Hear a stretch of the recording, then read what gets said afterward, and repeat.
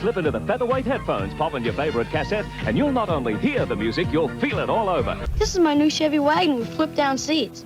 Slip on those featherlight headphones, pop in your favorite cassette, and get ready not just to hear the music, but to feel it ripple through every inch of you. Picture this: the family's '74 Chevy Capri Estate, seats flipping down, wood paneling peeling just enough to show its years. If your living room was drenched in the scent of shag carpet and melted plastic, with your mom's vinyl chair squeaking at every move, then welcome back. The 1970s weren't merely a decade, they were a whole vibe. A warm, avocado-tinged haze that wrapped around your memories. If you grew up then, these 25 treasures weren't just objects. They were part of your home, your hands, your heart until they quietly vanished. Remember riding in the back of a station wagon? You fought for the farthest seat, the one facing backwards. Feet pressed against fogged glass, waving at baffled drivers behind. The wood paneling on those wagons promised style for a week before the cracks showed, but none of that mattered. Those wagons were rolling playgrounds, carrying us to every summer road trip, baseball game, and grocery store errand. They were freedom, wrapped in sticky vinyl and sibling squabbles. Summer road trips, baseball practice, or just tagging along with mom to the grocery store. There was something cinematic about riding backward, watching the world disappear instead of approaching. The windows fogged up from laughter, and every bump in the road felt bigger when you weren't sure what was coming next. Seatbelts, optional elbows, flying, and the joy of piling 7 cousins into a 5-seat car and somehow making it work. That was pure 70s magic. The creak of the tailgate, the hum of the wheels, the stale air and vinyl scent. That's not a car ride. That's a core memory. You didn't care how loud it rattled or how hot the seatbelt buckles got. That wagon was freedom. And freedom back then came with wood panels, sticky windows, and at least one sibling trying to elbow you out of the good seat. And when you finally stumbled out of the wagon and ran inside, your feet landed on a sea of shag carpeting, thick, plush, wild, and nearly impossible to vacuum. Shag wasn't just a floor covering, it was a lifestyle. Gold, avocado, burnt orange, colors that shouldn't have worked together, but did because back then subtle wasn't even in the vocabulary.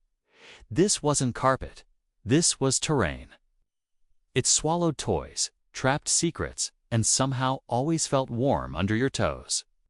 You could run your fingers through it like grass, lie face down watching Saturday morning cartoons, and come away with fibers stuck to your cheeks like nature's confetti.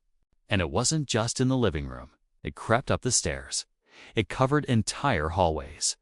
Some homes even had it in the bathroom. A bold, bizarre decision that now lives in interior design infamy. But in the 1970s, it made sense. Comfort was king, and nothing felt more decadent than sinking ankle-deep into a fuzzy floor. Cleaning it, good luck. You could vacuum for hours and still feel crumbs from last Christmas. But no one complained. Because if your feet weren't brushing against shag, were you even home? Of course, when night fell and the house finally quieted, your eyes would lock onto the hypnotic glow of a lava lamp bubbling quietly in the corner. These weren't just lights. They were living, breathing blobs of mystery that danced and swirled in slow motion like alien plasma. You didn't just look at a lava lamp, you zoned out to it. Hours passed, homework forgotten.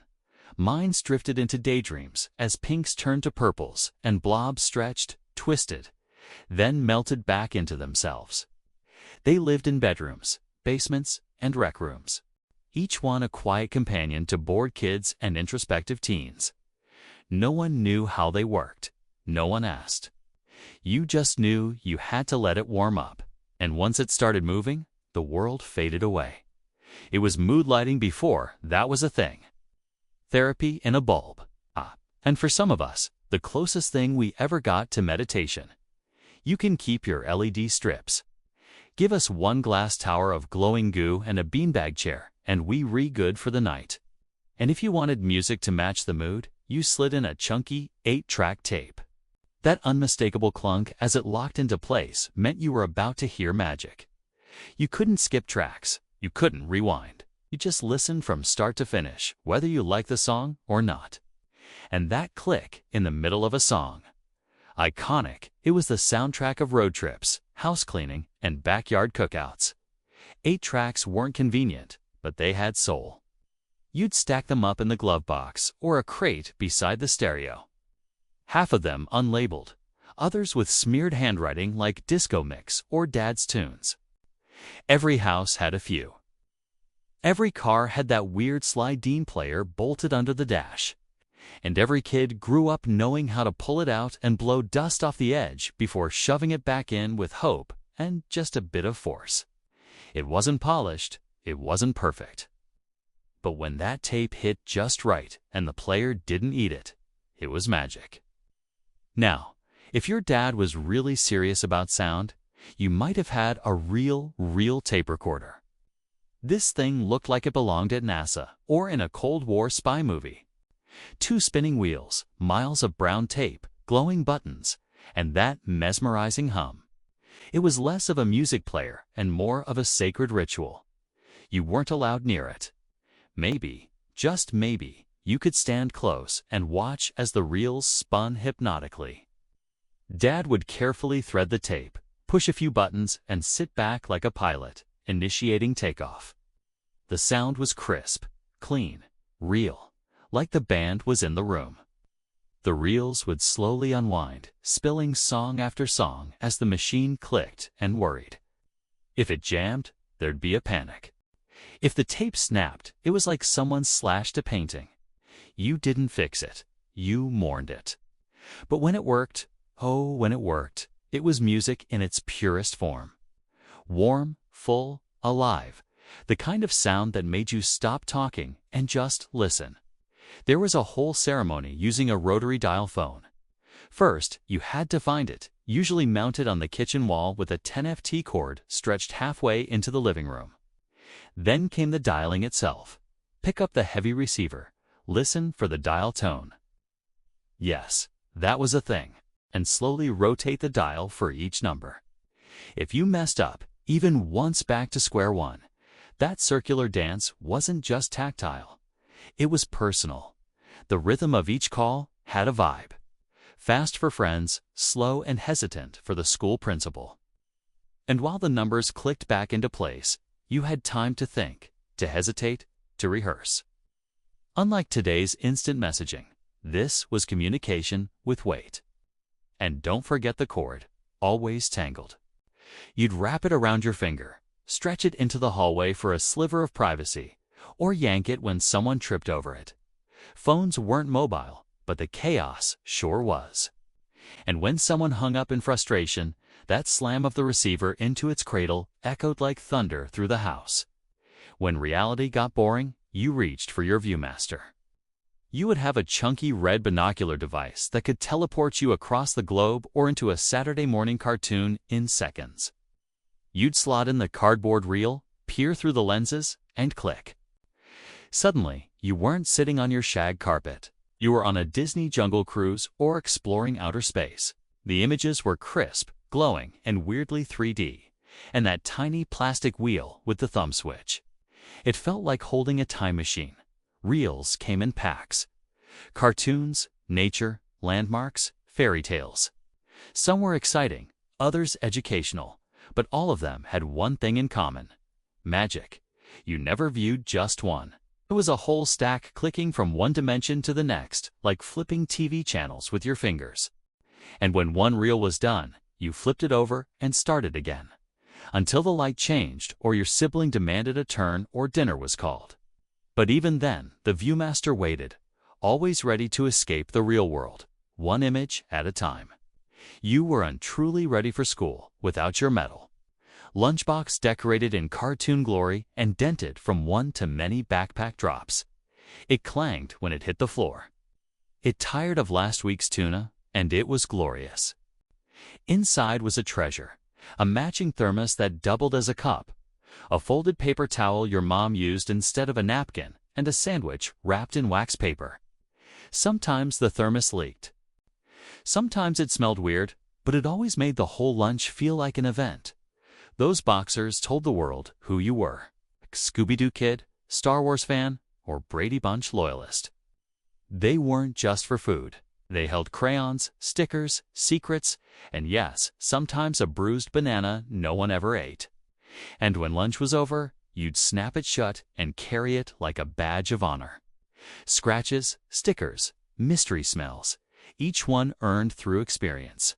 Today's lunch bags don't clatter, don't clang, and definitely don't feel like a miniature suitcase packed with personality. Only the 70s could make a cultural phenomenon out of a pet rock. A literal rock sold in a box with holes, straw bedding, and an instruction manual. And millions of us bought them. No feeding, no walks, no vet bills, just companionship in its simplest form. Kids would decorate them with googly eyes, give them names, and even bring them to school. It was the original low-maintenance pet, and surprisingly, one of the most talked-about toys of the decade. Owning a pet rock said something. That you had a sense of humor, that you were in on the joke, and maybe that your parents didn't want to deal with the mess of a hamster. And somehow, despite the absurdity, they worked. They sat on bookshelves, windowsills, and classroom desks, quiet, loyal, and unbothered. Proof that in the 1970s, marketing could turn literally anything into a phenomenon. Nothing, said Rebellion, like flopping into a beanbag chair and refusing to get up. These blobs of vinyl and stuffing weren't really chairs. They were committed. Once you sat down, you were in it for the long haul. They came in psychedelic colors and made sounds like a balloon slowly deflating. If the vinyl tore, little pellets spilled everywhere, like confetti from a party you didn't mean to throw. And yet every kid wanted one because no adult looked dignified trying to get out of one.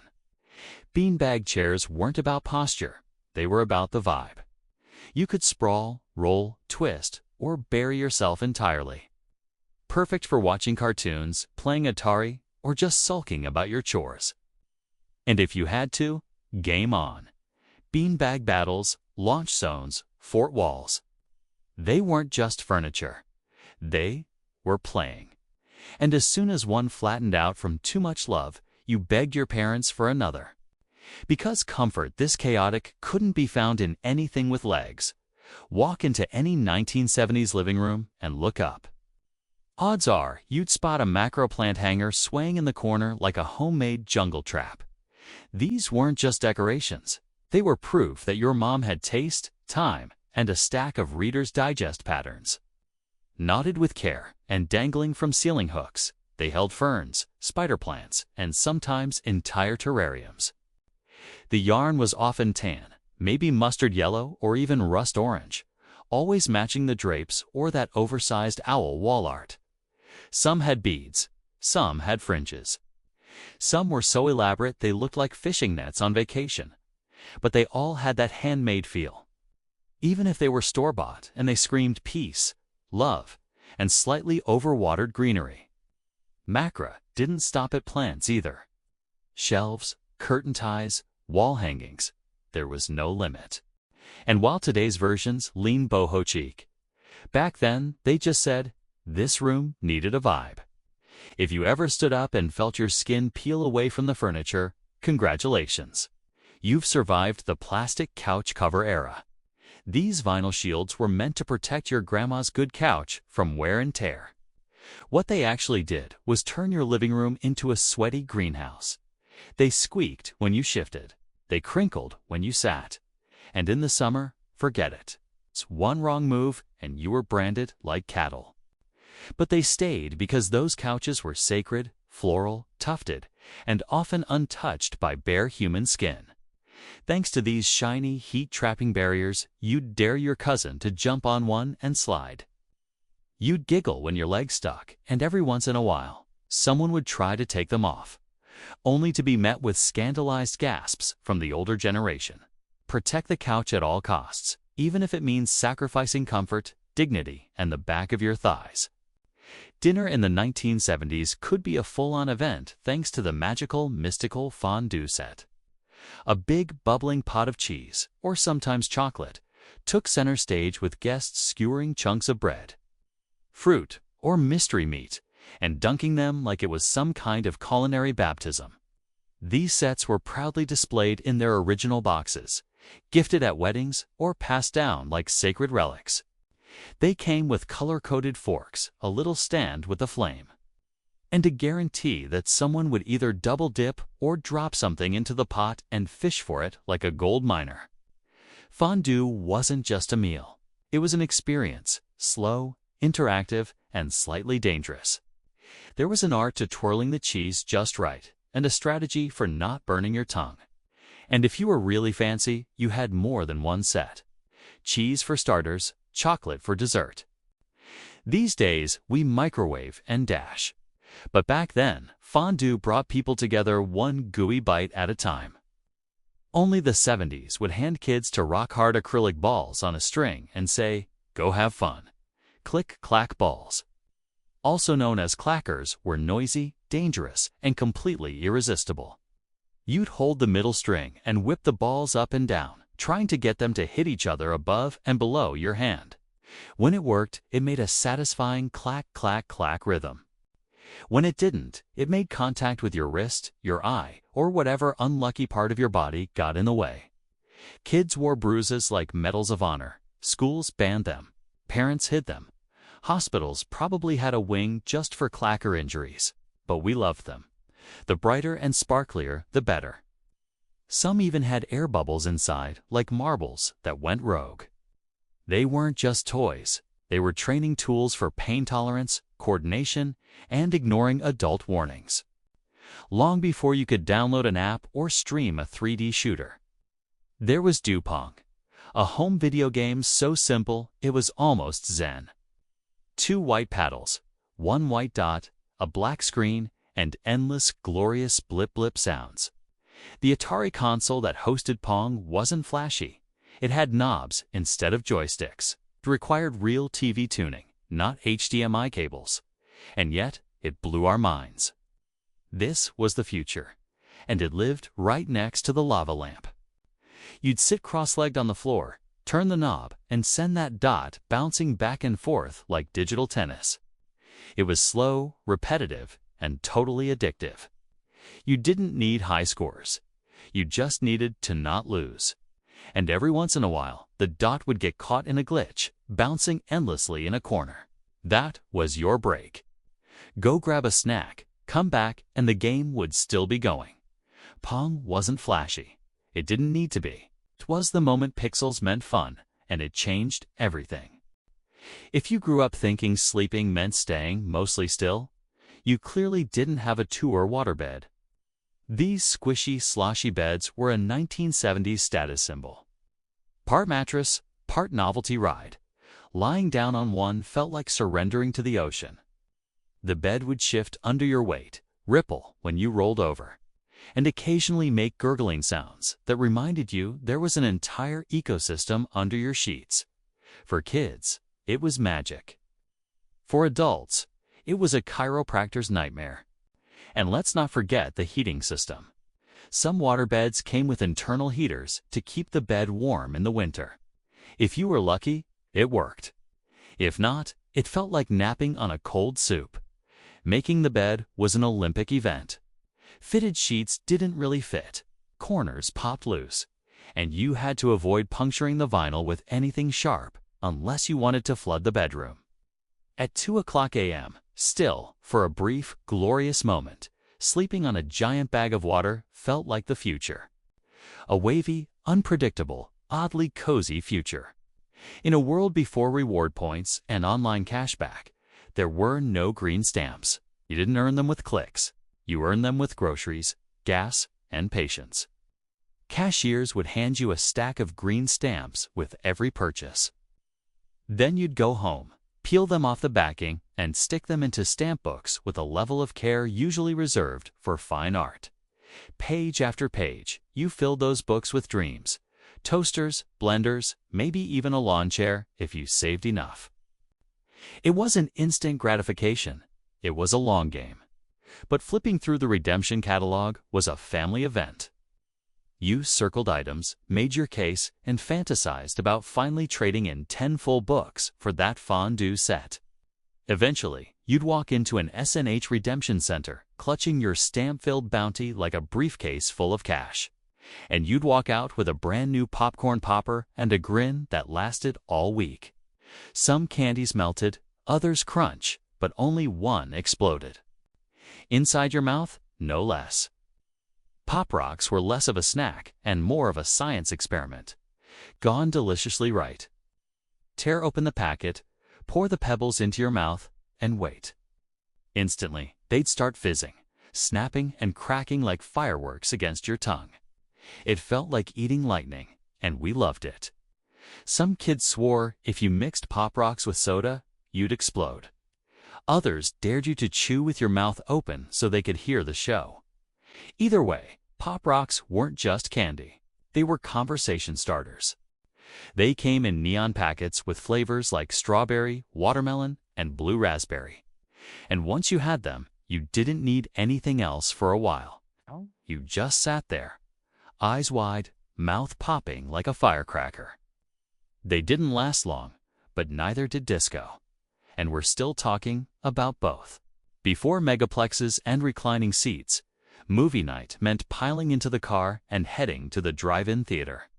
You didn't just go to see a film. You went to experience it from the back seat of a Buick with a speaker hooked to your window. You'd pack snacks, blankets, and bug spray. The screen loomed large against the night sky, and sometimes, if you squinted, you could see the stars behind the spaceship chase scenes. If your parents were feeling wild, they let you stay in your pajamas. Some kids fell asleep halfway through. Others watched the whole double feature while munching popcorn their parents smuggled in. The windows fogged, the sound crackled, and when the preview started, the whole lot buzzed with headlights flashing and engines idling. Sure, it wasn't always comfortable, but it was magic because watching a movie outdoors surrounded by cars, crickets, and cousins made everything feel a little more epic. In the 1970s, knowledge didn't come from Google. It came from a door-to-watch encyclopedia salesman in a brown suit holding the entire universe in 2 sample volumes. These guys had pitches. They'd knock politely, sit at your kitchen table, and unfold the dream. Your child, smarter, more successful, more worldly. All thanks to 26 leather-bound volumes of information. Parents nodded. Kids yawned. But eventually the deal was made, and a few weeks later, giant boxes arrived with your shiny new Britannica set. Suddenly, your living room bookshelf looked like a library. Research projects covered. Questions about volcanoes or aardvarks solved. Dusting those things is a chore forever. And let's be honest, we mostly use them for the color photos and the transparent human anatomy overlays. They weren't just books. They were status, and for a while, they made your house feel smarter. Before memes and parodies went viral online, they lived on your lunchbox in the form of wacky packages. These sticker cards took everyday products and twisted them into hilarious, gross-out versions that made every kid laugh and every teacher sigh. Cap and Crud, Levirus soap, Pall Mall cigarettes. They were bold, colorful, and completely inappropriate, which made them even better. You'd buy them in packs, like trading cards, sniff the gum, and maybe chew it if it wasn't petrified. Then carefully peel and stick them onto your school books, lockers, and trapper keepers. Some schools banned them. Some parents disapproved, but we loved them. They weren't just funny, they were subversive. Little jabs at consumer culture that made us feel clever and just a bit rebellious. If you had the whole collection, you were basically a comedy king on the playground. The electric football game looked like the coolest toy ever until you turned it on. A metal field, plastic players, and a little motor that made the whole thing vibrate like it was having a nervous breakdown. You'd spend 20 minutes setting up the perfect play. Offensive line, quarterback, wide receivers, and then flip the switch. The players buzzed across the field, spinning, bumping, and mostly going nowhere. But once in a while, one would actually head in the right direction, and the whole room would erupt. There was a learning curve, like how to bend the little metal tabs under the players to steer them. And it never worked the same way twice. But that unpredictability, that's what made it special. Because when a touchdown did happen, it felt like divine intervention. It wasn't about winning. It was about laughing, shouting, and arguing over whether the guy in blue actually crossed the goal line. Spoiler, he probably didn't. Forget salons. In the 70s, all you needed for a summer makeover was a bottle of Sunin. This lemony spray promised golden highlights with nothing but sunlight and a dream. You'd spritz it generously before heading outside, hoping to come back looking like a surfer. And sometimes you did, but more often your hair turned a shade of orange, not found in nature. It didn't matter. It smelled great and felt rebellious, like controlling your own destiny, one mist at a time. Son, it wasn't just for girls either. Plenty of boys tried it too, hoping for that beachy look without the beach. And it usually came with a side of crunchy hair dried out by peroxide and ambition. You'd stand in front of the mirror, tilting your head, trying to see the change. Was that lighter? Maybe, probably. Either way, you were sure you looked cool, and that was all that mattered. Art class in the 1970s wasn't complete without scented markers, officially called smell pens.